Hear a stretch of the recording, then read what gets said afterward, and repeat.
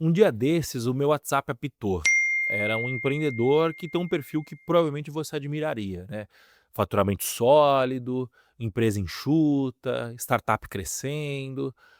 Se ele publicasse no LinkedIn, seria aquela vida perfeita, né? A mensagem dele dizia mais ou menos assim: Cara, será que vale a pena largar tudo e montar um portfólio de microsas? A minha resposta foi direta: eu não acredito em microsas. Nesse vídeo eu vou te explicar o porquê. Seja bem-vindo ao canal do Moa. Aqui eu te mostro o empreendedorismo na prática, sob a visão de quem está vivendo o dia a dia da construção de um negócio digital. Dia desses, um colega me mandou mensagem, né, pedindo ajuda. Eu tenho costume de conversar bastante, estou em um monte de grupo de empreendedorismo, né?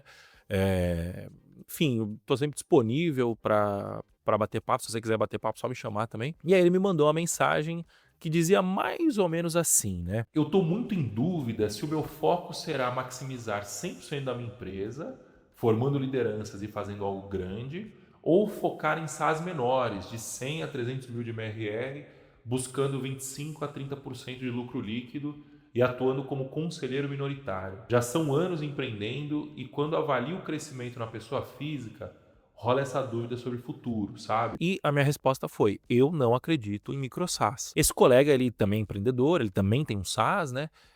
E ele tá indo super bem, né? Tá crescendo mês a mês, mas essa dúvida que pegou ele, né? Muito provavelmente num dos momentos de ansiedade, dos altos e baixos de se empreender. Eu já passei por por dúvidas como essa centenas, se não milhares de vezes, né? E realmente essa é a vida do empreendedor. Como essa é uma questão bastante contextual, bastante complexa, né? Eu mandei uma sequência de áudios lá para ele, explicando o meu ponto de vista, o que eu enxergo sobre microsas, sobre a indústria como um todo, como que eu lido com essas crises existenciais que a gente passa de vez em quando, né? Depois eu parei para ouvir o áudio, né? O feedback dele foi bem legal também. Eu achei que era legal trazer esse conteúdo para vídeo, né? E é o que eu vou fazer aqui hoje. Quando eu digo que eu não acredito em microsas, eu estou falando num contexto bem específico, tá? Eu não acredito em microsas como fonte principal de renda, né?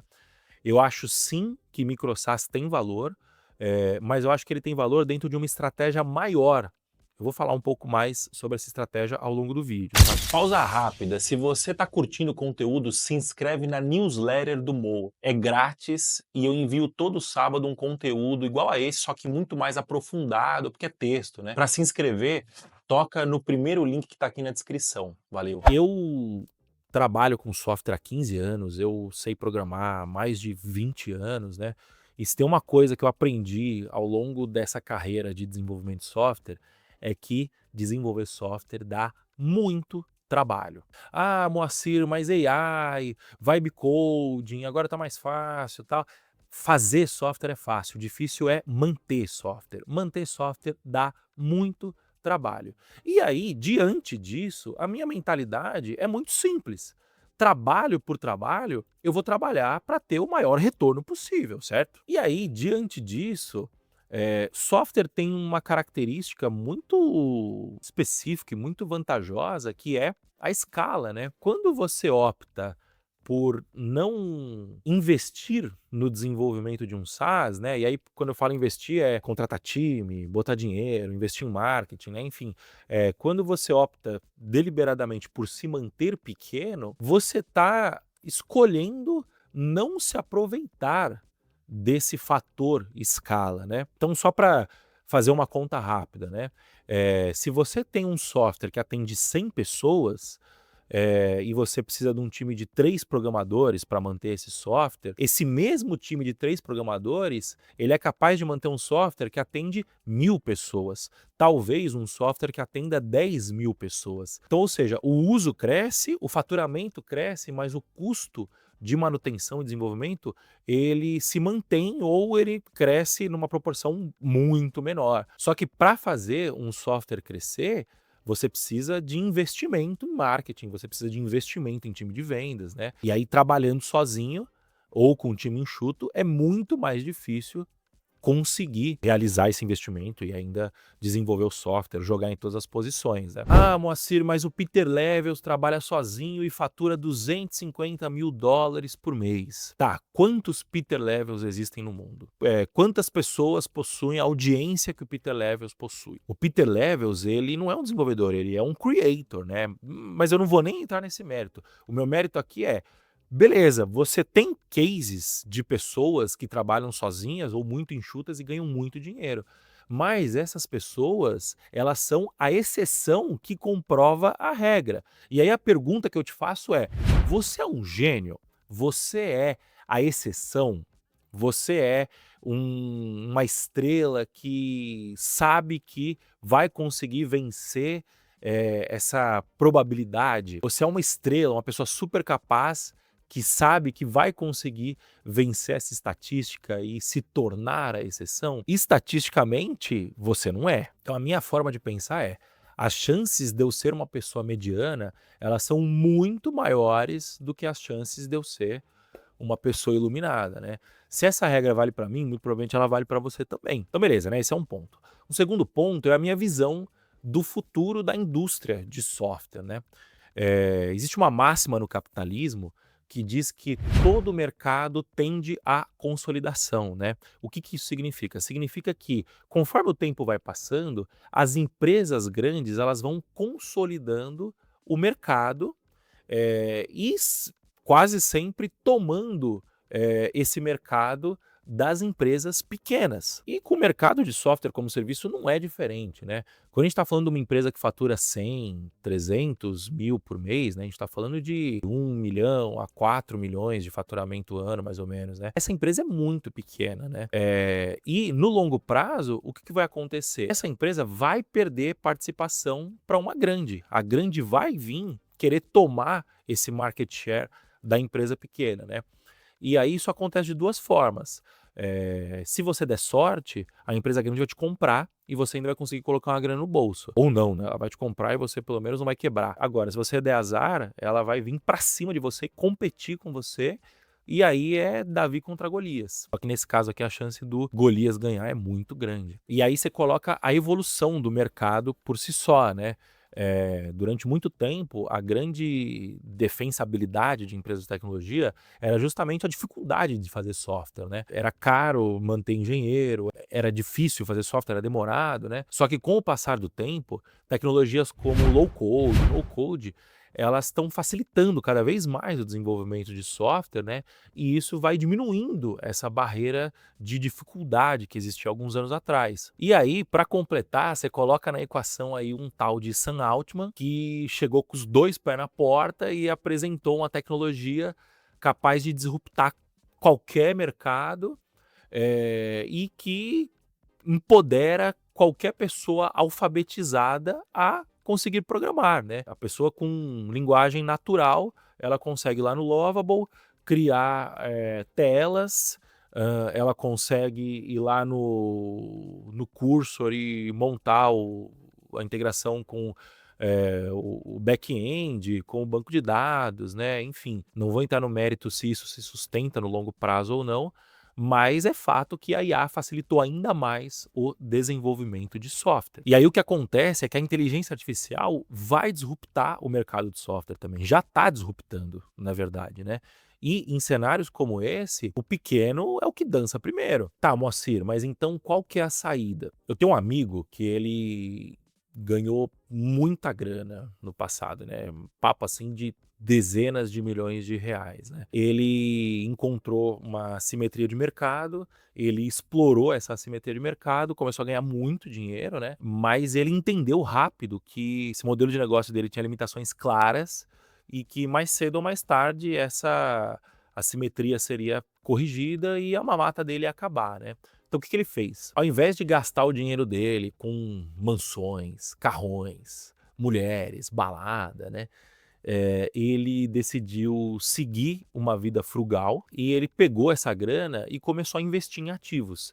Então ele comprou imóveis, ele comprou Bitcoin, comprou ações, ele foi investindo em vários ativos diferentes, né? Mas ele investiu também no principal ativo de todos, que é ele mesmo. Ele investiu pesado em conhecimento técnico, em autoconhecimento, ele investiu pesado em networking, ele pagou para entrar em roda de gente grande, ele investiu na sua saúde, ele desenvolveu seu corpo, ele desenvolveu sua mente, ele desenvolveu o intelecto, ele desenvolveu a espiritualidade dele, ele sacou rápido que o jogo não está nos ativos que você tem, no dinheiro que você tem, mas sim na capacidade que você tem de gerar dinheiro. Ele sacou rápido que o maior ativo de todos é você mesmo. Assim como um bom ativo financeiro, né? Um bom ativo humano, entre aspas, ele tende a se valorizar só com o tempo, né? Um bom ativo, ele tende a dar bons frutos, né? Então, se você é um bom ativo, se você está preparado, você é capaz de fazer dinheiro em qualquer situação. Você é capaz de fazer dinheiro empreendendo, você é capaz de fazer dinheiro trabalhando para os outros, você é capaz de fazer dinheiro vendendo conhecimento, seja curso, seja mentoria, seja consultoria. Você é capaz de se virar. O desenvolvimento pessoal, né, o seu autodesenvolvimento como pessoa, ele aumenta a sua capacidade de monetização. E aí, empreender é um dos caminhos só, né? Você tem vários outros, né? Um bom ativo, ele entende que a real capacidade dele, o real valor dele, está em saber gerar valor. Quando você aprende a gerar valor, capturar parte desse valor acaba sendo consequência. Então, quando você adota a postura de se desenvolver, e se tornar um bom ativo, a tendência de longo prazo é só valorização. Tá, Moacir, mas e o curto prazo, né? Se não tiver curto prazo, não tem longo prazo, né? E eu concordo com você, né? No curto prazo a gente tem flutuações, né? Pode fazer uma aposta que não dá certo, você pode ter algum problema e ter que desembolsar uma quantidade significativa de dinheiro, né? Você pode tomar um revés aí de mercado na sua empresa, alguma coisa assim. É preciso se proteger desses contratempos, né? Mas como? Antes de falar o que eu acho, né, eu quero fazer um disclaimer e dizer que se o conselho fosse bom, a gente vendia, a gente não dava, né? Então, isso é um assunto muito delicado, muito contextualizado, principalmente, né? Cada um tem um contexto específico, então eu não quero ficar cagando regra aqui, né? O que eu vou fazer aqui é falar o que eu faço, que foi o que eu fiz com meu amigo, né? Nos áudios que eu mandei lá, eu falei para ele o que eu faço, como eu lido com essa situação, e aí você ouve e tire as suas próprias conclusões. Para me proteger de flutuações de curto prazo, eu sigo um playbook muito simples. São basicamente 3 passos. O primeiro passo é: eu capturo parte do valor que eu estou gerando atualmente. O segundo passo é: eu invisto esse valor. E o terceiro passo é: eu protejo esse investimento. Aqui não tem muito segredo, né?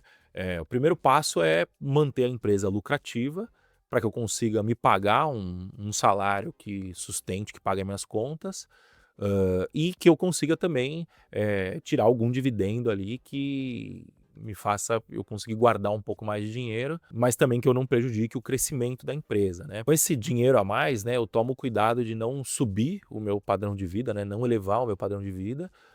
Eu tento levar um padrão de vida confortável, que não me falte nada, que eu tenha o básico muito bem suprido, mas eu não cometo extravagâncias, né? Justamente para que esse dinheiro sobre, para que eu possa investir esse dinheiro, né? E aí, quando eu vou investir esse dinheiro, eu procuro investimentos que principalmente me tragam segurança, né? Eu não estou tão interessado aqui em ganhar dinheiro investindo, né? O meu modo de ganhar dinheiro é trabalhando, é empreendendo, né? Os investimentos eles servem muito mais para dar manutenção no patrimônio que eu já construí, né? Acho que a alternativa mais óbvia aqui que eu posso dizer para você que é a que eu invisto é o Bitcoin, né? Apesar do Bitcoin ter algumas flutuações, um pouco, ele não é tão estável quanto outros ativos, né? Mas o Bitcoin tem uma característica que ele é essencial, que é estado nenhum consegue meter a mão no meu Bitcoin. A partir do momento que eu comprei o Bitcoin, coloquei na minha carteira e estou fazendo autocustódia, ninguém consegue confiscar o meu Bitcoin. Ele está ali e está protegido do Estado, principalmente, né? E além disso, também eu tomei algumas precauções básicas, assim, burocráticas, para poder proteger patrimônio, né. Então, por exemplo, o meu casamento é com separação total de bens, justamente para que, se der algum problema, o meu nome que vai dar problema. O nome da minha esposa não tem nada a ver, ele segue lá intacto, né. Eu acho que se você empreende no Brasil, você deveria fazer isso para ontem, porque, eh, no Brasil até o passado é incerto, né, então, é muito arriscado empreender no Brasil, você não sabe quando você vai tomar uma virada, não dá para confiar na justiça, então eu acho que isso é o mínimo que você tem que fazer para tentar se proteger, né. E é basicamente isso, não tem muito segredo, eu distribuo o lucro, invisto esse lucro em opções seguras. É basicamente isso. Tá, Moacir, mas e o microsas, não vale a pena mesmo, né? Eu falei que eu ia voltar nesse assunto, e eu acredito que o microsas ele vale a pena como parte de uma estratégia, né. Então o que eu quero dizer com isso? O microsas, ele é uma boa forma de rentabilizar uma audiência, por exemplo, né.